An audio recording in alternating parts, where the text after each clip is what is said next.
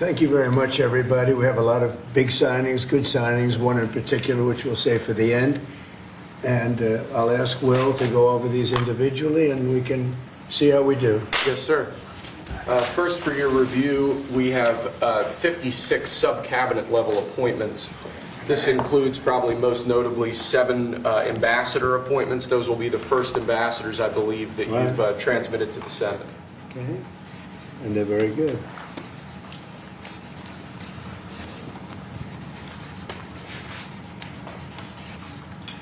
Okay. Thank you, sir.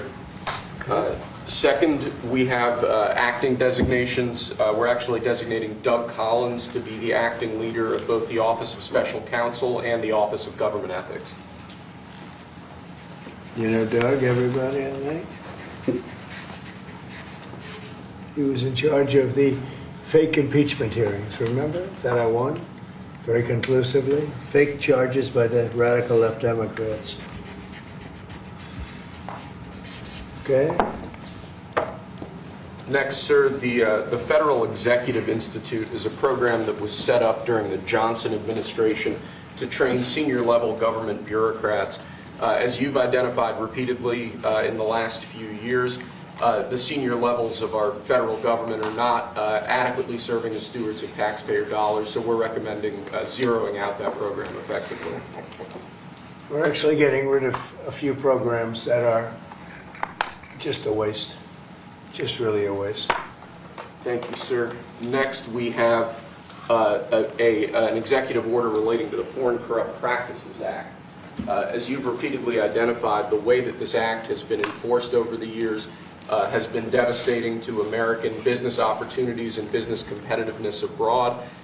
We are essentially ordering the Department of Justice to use its prosecutorial discretion in a way to ameliorate the negative effects of the Foreign Corrupt Practices Act, to allow Americans to do business abroad, and to allow our foreign partners to do business with Americans without fearing unjust prosecution.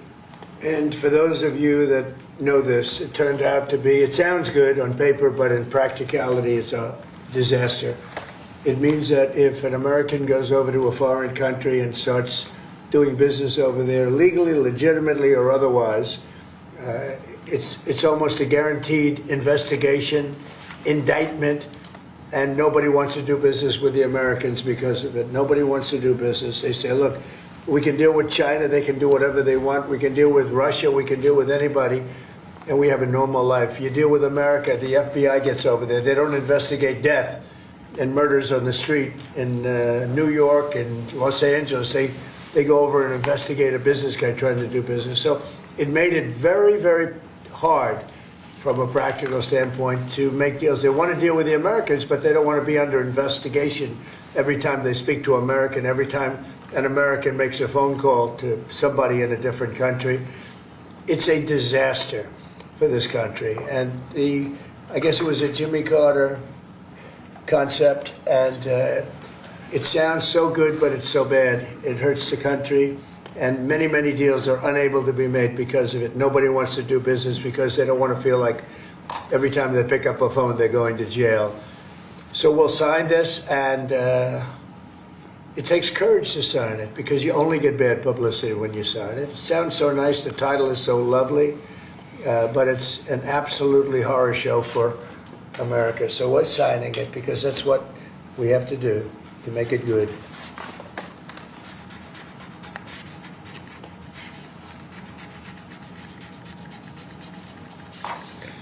Okay, thank you. It's an important one. It's going to mean a lot more business for America. Okay. Thank you, sir. Next, this is an executive order relating to the use of paper straws. As you've consistently identified, nobody really likes paper straws. #1 trending. Can you believe it? A paper straw was #1 trending for 3 days or something. The environmental impact of plastic straws versus paper straws is entirely unclear. This has cost both the government and private industry an absolute ton of money and left consumers all over the country wildly dissatisfied with their straws. So we're asking aspects of the federal government, federal departments and agencies to look at their existing procurement processes and we're asking your Domestic Policy Council to look holistically at this issue to address it, and it really is something that affects ordinary Americans in their everyday lives. We're going back to plastic straws. These things don't work. I've had them many times, and on occasion they break, they explode. If something's hot, they don't last very long, like a matter of minutes, sometimes a matter of seconds. It's a ridiculous situation. So we're going back to plastic straws. I think it's okay.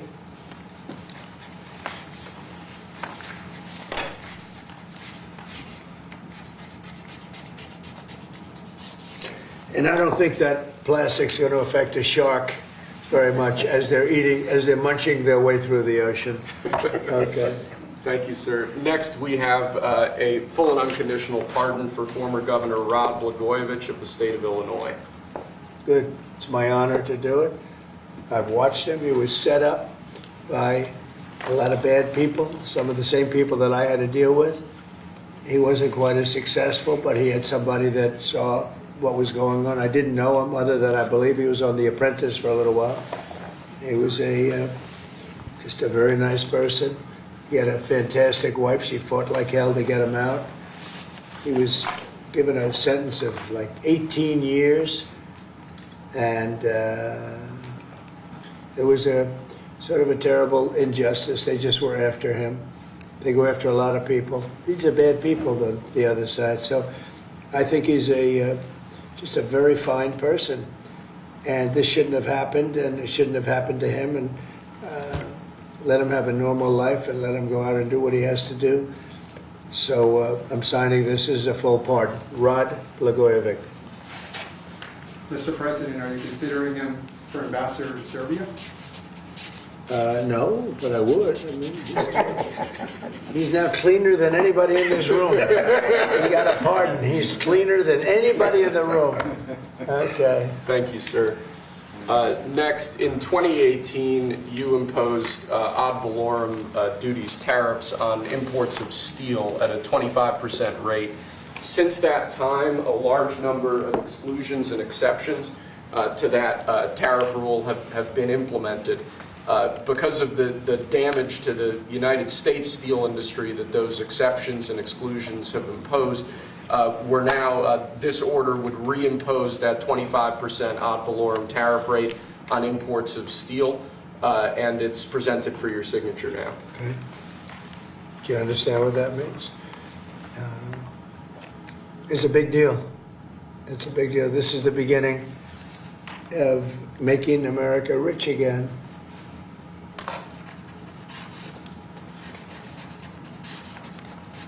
Mr. Secretary, do you have anything to say? As you know, Howard is Secretary of Commerce, doing a fantastic job. And what do you have to say about it? So when you imposed the tariffs the first time, Right. you added 120,000 jobs.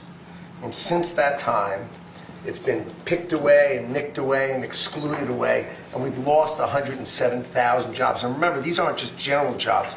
These are steel workers in America, and now you're going to bring them back. You're going to bring those 120,000 jobs back to America. You are the president who's standing up for the American steel worker, and I am just tremendously impressed and delighted to stand next to you.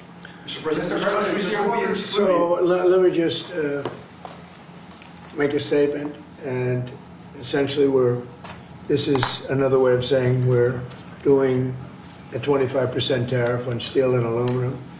So the failed American trade policies have led our once incredible United States steel and aluminum industries, once incredible, it's once incredible, they're not now, but they're not bad. I saved them because of my first term, totally saved them. If I didn't do what I did, I put massive tariffs, not the highest level, but pretty massive tariffs. We took in a lot of money and we took in a lot of jobs. But we were being pummeled by both friend and foe alike. Our nation requires steel and aluminum to be made in America, not in foreign lands. We need to create, in order to protect our country's future, a resurgence of U.S. manufacturing and production, the likes of which has not been seen for many decades. It's time for our great industries to come back to America. I want them back to America. This the first of many, and you know what I mean by that. We're going to be doing others on other subjects, topics. Protecting our steel and aluminum industries is a must, and today I'm simplifying our tariffs on steel and aluminum so that everyone can understand exactly what it means. It's 25% without exceptions or exemptions, and that's all countries, no matter where it comes from, all countries. If made in the United States, however, United States of America, there is no tariff, zero. So if it's made in the United States, there is no tariff. All you have to do is make it in the United States. We don't need it from another country. As an example, Canada, if we make it in the United States, we don't need it to be made in Canada. We'll have the jobs. That's why Canada should be our 51st state. We'll bring back industries, and we'll bring back our jobs, and we'll make America industry great again. So essentially, we're putting on a 25% tariff without exception on all aluminum and all steel. And it's going to mean a lot of businesses are going to be opening in the United States. Now, we're going to be meeting over the next 4-week period, maybe on a weekly basis, and maybe we'll do a couple of them at different times and maybe together. But we'll be talking about other subjects like cars. We'll be talking about drugs and pharmaceuticals. We'll be discussing chips, and we're going to be doing some other things in addition to that, all which will bring in a lot of jobs into our country. Cars is going to be a very big one and a very important one, and America is going to be stronger than it ever was before. Yeah? So are you finished with everything, I think? We have aluminum still to sign. Okay, here, let's sir. go. So with respect to aluminum, similarly to steel, since 2018, a large number of exceptions and exemptions have been added into the law. This eliminates all of those and also increases the ad valorem tariff rate from 10 to 25%. Mostly the last part is the most important, right, would you say? Totally. So basically, this is aluminum, the same thing, no exceptions, no nothing. And it's going to bring our aluminum business back and may go higher. I mean, frankly, it may go higher. And we're going to also be talking about we're going to be talking about things over the next 3 weeks that I think will be amazing for our country, amazing for our jobs, and will bring us to a new level of prosperity. And I think, frankly, our allies and our enemies all over the world expected this. They really expected it for years. They really expected it sometime during the Biden administration, but they didn't do anything. As you know, I put tariffs on China. We took in hundreds of billions of dollars with those tariffs, and Biden wasn't able to get them out. He tried to, but it was too much money. He couldn't do it. And we're going to be doing a very concise and, very, it's going to be good. And I don't think if done properly, and we're going to try and do that, we don't want it to hurt other countries, but they've been taking advantage of us for years and years and years.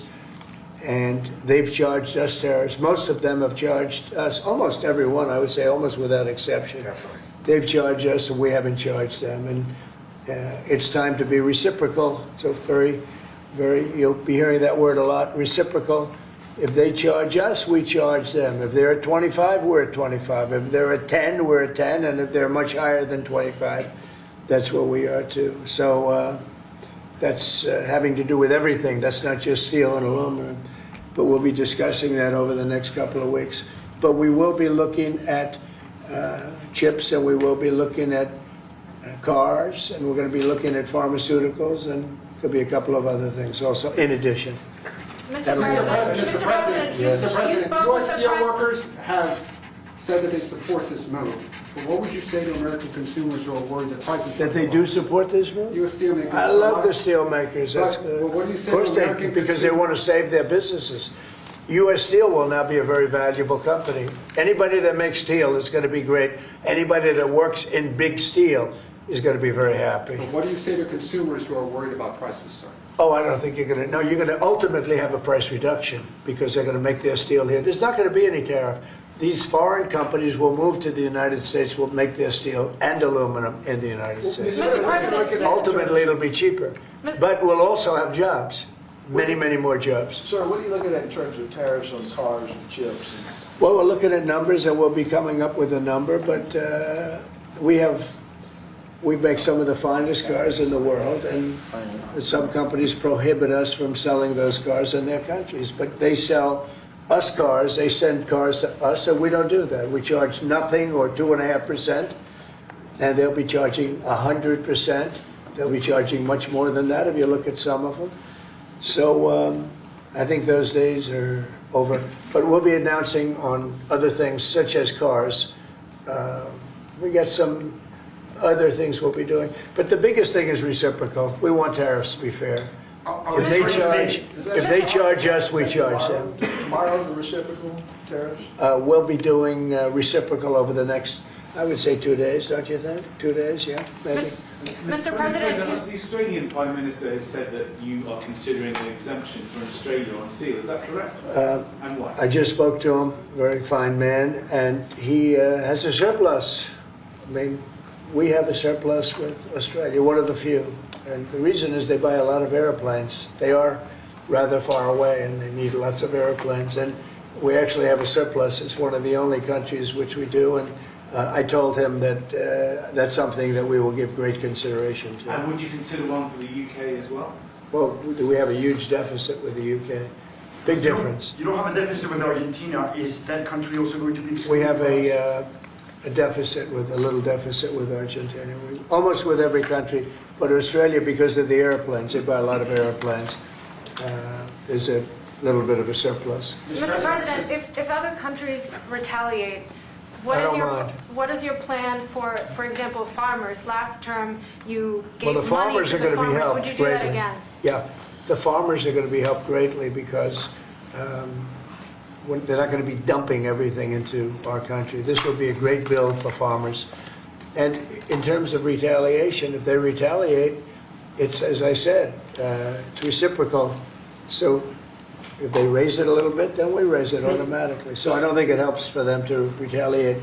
But also remember this, they can't really retaliate because we're the piggy bank. We're the piggy bank. But if we don't do this, we won't be the piggy bank for long. We won't be much of a country. Did you see that report, sir, that Hamas was going to stop releasing Israeli hostages, and what was your reaction? I think it's terrible. Look, I looked at the hostages that came in, and they're emaciated. It looked like something out of the 1930s. It's an absolute disgrace. And I think they saw the way the world viewed it, and they're looking for a reason not to send more because they're all, you take a look at that, it looks like it was a concentration camp, which essentially it was. It looks like they came out of the Holocaust. And what a sad thing. One of them was a young man, good-looking guy, a little bit heavier than perhaps he could have been, and now he looks like he's not even recognizable. Not even Is the recognizable. ceasefire deal at risk of falling apart, sir? Look, I can tell you that those people have been badly hurt, both mentally and physically. And I'm talking about the young women that came out also previously. And I think one of the reasons they're doing this is because they're probably sending the best. What you see is probably the best because they want to send people that look at least healthy. And that's not healthy. These people have been badly hurt. They've been interviewed by our representatives. They've been interviewed by Israeli representatives. And they're really hurting. They are really hurting mentally and physically. And I think Hamas is looking at that and saying, well, it's not going to get much better than that because they probably send out their best as a representative. And they've got more to send out. And they probably feel that they can't do that because it's not going to make them look very good. Is the ceasefire going to delay that, sir? Should the ceasefire then be off? Well, I would say this, and I'm going to let that because that's Israel's decision, but as far as I'm concerned, if all of the hostages aren't returned by Saturday at 12 o'clock, I think it's an appropriate time. I would say cancel it and all bets are off and let hell break out. I'd say they ought to be returned by 12 o'clock on Saturday, and if they're not returned, all of them, not in drips and drabs, not 2 and 1 and 3 and 4 and 2. Saturday at 12 o'clock, and after that, I would say all hell is going to break out. And I don't think they're going to do it. I think a lot of them are dead. I think a lot of the hostages are dead. I think it's a great human tragedy what's happened, how people can be that mean to do. I mean, the one guy was laughing when a hostage he thought his family was alive, found out the family was dead, and his captor, so to speak, started laughing because he thought it was so funny. You know, this is a different group of people. No, I would say Saturday at 12, we want them all back. I'm speaking for myself. Israel can override it, but from myself, Saturday at 12 o'clock, and if they're not here, all hell is going to break out. Mr. President, in an interview this weekend, you said that Palestinians would not be guaranteed the right to return to Gaza if the U.S. were to develop it. What did you mean by that? We've spoken to a lot of Palestinians. They would love to leave Gaza if they could find a place to be. And I've spoken to various leaders of various countries in the not so, distant area from where we're talking about, the Gaza Strip. And I think they were very positive about providing land. What we need is land. And if we could build a nice place for people to live safely, everybody in Gaza would do it. They've been persecuted, they've been spit on, they've been treated like trash, and they would love to get out of Gaza. But until now, they never had an alternative. Now they have an alternative. And as far as Hamas is concerned, you're seeing the real Hamas now with the hostages. Mr. So President, what if they Yeah. don't leave? on Gaza, you have the... Who are you, from where? The Wall Street Journal, sir. Yeah, that's what I The Jordanian leader is coming in to see you. Yeah. Folks in Jordan have expressed Tomorrow. opposition to taking in more Gazans, more Palestinians. How are you going to convince him to do otherwise? I think he'll take. I do think he'll take, and I think other countries will take also. They have good hearts. I think they'll take. But what about the Palestinians who just won't leave? Our team has spoken to many in Gaza. They're all that going to say it's their leave home. when they have a place that's a better alternative. When they have a nice place that's safe, they're all going to leave. It's a hellhole right now. But how are you so sure? Would the U.S. force them to leave? You're going to see that they're all going to want to leave. Mr. President, when it comes to Saturday at noon, there's an American hostage who's still being held by Hamas right now. Are you worried about his Look, life? who knows? Are they alive? Are they not alive? But I saw the condition. When I saw the condition of the last ones that came out, and the women too, everybody. The one woman had her hand blown off because she was trying to stop a bullet being fired at her, okay? What kind of a situation is that? You saw her. I just think it's time to either you release everybody. They're not going to be alive right now, based on what I saw over the last 2 days. They're not going to be alive for long. Saturday at 12 o'clock, and after that, it's going to be a different ballgame. Mr. President, when you say all hell is going to break loose, are you speaking about retaliation from You'll Israel? find out, Okay. and they'll find out too. Hamas will find out what I mean. Mr. President, with their concern They're going to about- find out what I mean. These are sick people, and they'll find out what I mean Saturday at 12 o'clock. But no How involvement about from the the U.S. Palestinians from the West Bank? Are they going to be relocating too? What's your Well, position right on the now, West no, Bank? right now they're there, and I assume they want to remain there. It's different. They're there. It's never been like what we're talking about with the Gaza Strip. So they're going to continue there? You have no... No, I have no plans there. Mr. President, regarding the Consumer Financial Protection Bureau, Democrats, including Elizabeth Warren, have said that by freezing it, it's giving big banks and giant corporations the green light to scam families. Your response? Pocahontas, the faker. That was set up to destroy people. She used that as her little personal agency to go around and destroy people. And she's a fake. Just like she said she was an Indian, and she wasn't an Indian. You have more Indian blood in you than she has. She went to college based on the fact that she was an Indian. She got jobs based on the fact that she was an Indian. She's a fake. That was set up to destroy some very good people, and it worked. I mean, it worked. A lot of great people. I'll tell you, before I ever heard the term, people would come up to me in the Midwest and areas that say, Sir, I'm being destroyed by them. They use that to destroy people. She's a nasty woman. She's a really nasty woman, despite her phony beer commercial. We did the right thing. That was a very important thing to get rid of. And it was also a waste. I mean, number one, it was a bad group of people running it, but it was also a waste. If you looked at when she really ran it, wow, that was a vicious group of people. They really destroyed a lot of people. And you can confirm it's your goal is to have it totally eliminated? I would say, yeah, because we're trying to get rid of waste, fraud, and abuse. What's next? And didn't I hear that somebody made like $38 million or something running a little agency? What was her name? What was her name, and what did she do, and what was that all about, all the money that she made? Does anybody know? Are you gonna talk- Yeah, Brian, go ahead. Good to see you. The latest CBS poll has your approval ratings at an all-time high, despite all these controversial subjects and executive orders that you're doing. I want to get your thoughts on that, how you've really connected to mainstream America. Yeah, I have high approval ratings because I'm using common sense, whether it's getting men out of women's sports. I mean, have you seen what goes on with the boxers and with the weightlifters and with the swimmers and everything? It's so ridiculous. And I think it's a 90% issue.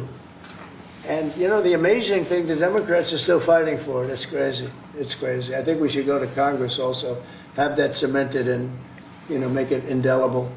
But it's, to me, it's all common sense. Who wants an open border where prisons are dumped into our country, where prisoners are led into our country, many of whom are murderers, many of whom murdered far more than one person, and they're now roaming our country? Who wants that? I mean, it's terrible. Steve, I'd like you to say a couple of words about it. Yes, well, as you know, Mr. President, since you issued your day one executive orders, border crossings are down approximately 95%. You talk to agents on the line, in their entire careers, they've never seen crossing days as low as what they're experiencing right now. The cartels, in fact, are enormously frustrated because they've never seen a clampdown like this before in American history. There are people who were working at Border Patrol back when it was an INS in the 80s and 90s. They've never seen a day like this. That's because you've mobilized the 10th Mounted Division, the Marines, the entire U.S. military. They're erecting physical miles of barrier, temporary and ultimately permanent, every single day. You have all of your border agents pushed at the front line. They're not doing the humanitarian processing, quote unquote, that Biden was doing. They're doing law enforcement and national security. They're interdicting weapons and drugs. They're interdicting violent, high-threat criminals.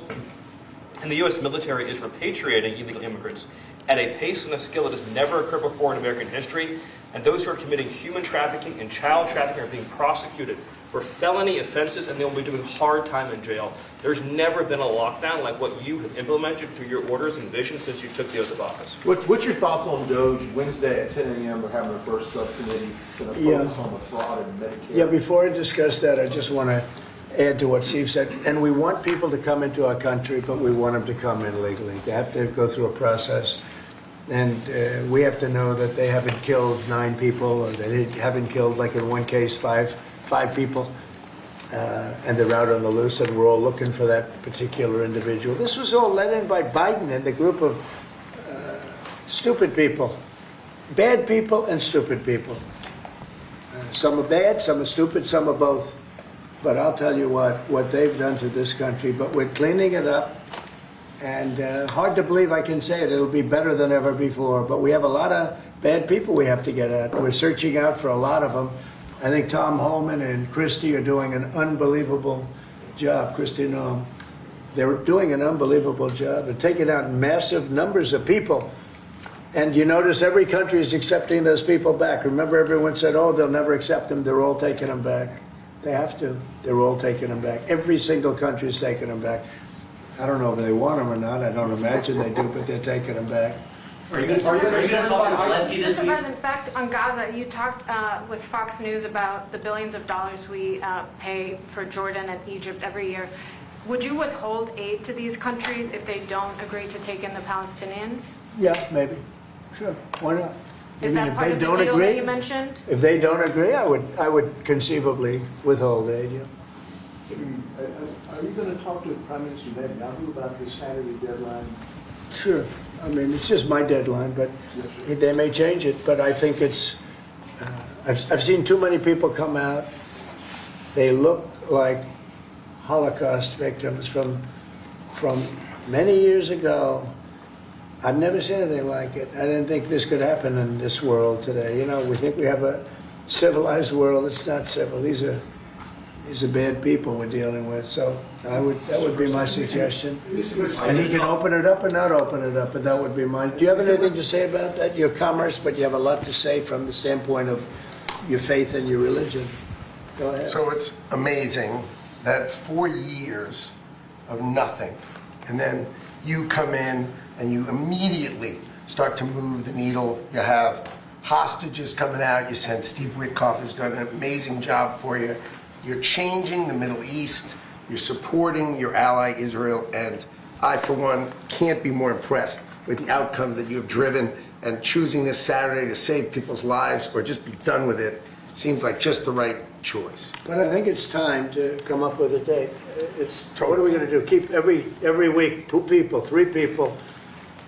No, I don't think you can do that anymore. These are very seriously endangered people. These are endangered people. I don't think they're going to last very long. And Mr. President, You know, the people that came out yesterday, they wouldn't last very long. were you ruling out any US involvement in whatever happens after this deadline? We'll see what happens. We'll just see what happens. Will you talk with Zelensky this week, sir? Yeah, probably. And by telephone, what's your message? He wants to make a deal.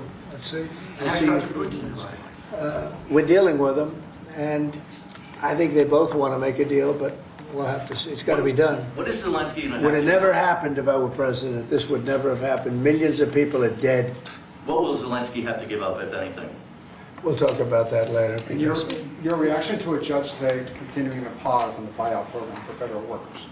Well, I don't know how you can lose a case like that. We're talking about people, you know, everybody. I got elected on making government better, more efficient, and smaller. And that's what we're doing. And I think it was a very generous buyout, actually. Also, if people don't show up to work, we have a right to fire them. And they have an option. They can show up to work or not. If they don't want to show up to work, then let them work. Because then the next step is, have you worked before? Have you worked during this time that you're supposed to be working? You'll find many of those people, in my opinion, have had other jobs, even though they're collecting money from the federal government. Many have had, in my opinion, other jobs. If the And buyouts if they did, that's a big problem. If the buyouts are blocked in court, will you instead pursue layoffs in federal departments? I don't know how they can do. This is free will. This is a buyout where people, you know, they were offered a good deal. Many people have taken that, as you know. Yeah. But, you know, many of those people, and we talk about reporting to work, right? I happen to be a believer that you have to go to work. I don't think you can work from a home. I don't know. It's like there's a whole big, oh, you can work from home. Nobody's going to work from home. They're going to be going out. They're going to play tennis. They're going to play golf. They're going to do a lot of things. They're not working. It's a rare person that's going to work. You might work 10% of the time, maybe 20%. I don't think you're going to work a lot more than that. And I think they have an obligation to work. And they have an obligation not to have a second job when they're supposed to be working for the federal government. You're going to find that a lot of these people have second jobs. Instead of working for, they'll be collecting a federal government check, and they'll be working 2 jobs.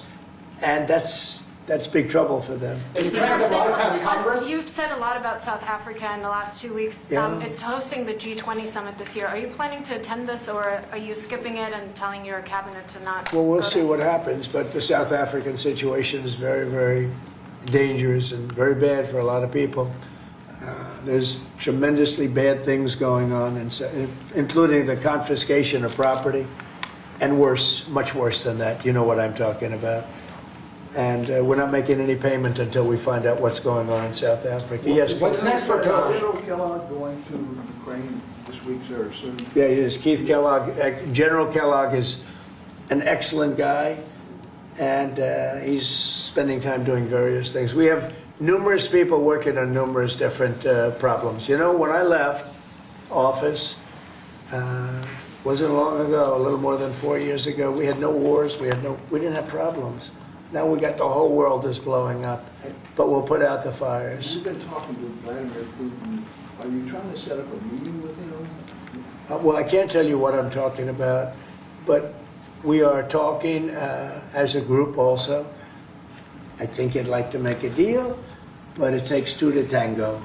And so, I mean, you can't give us any more clarity on whether you personally have spoken to. I don't want to talk about it, no. I don't want to talk about it. It's not going to help you to know, but we would like to get a deal done if possible, only because, in my case, save lives.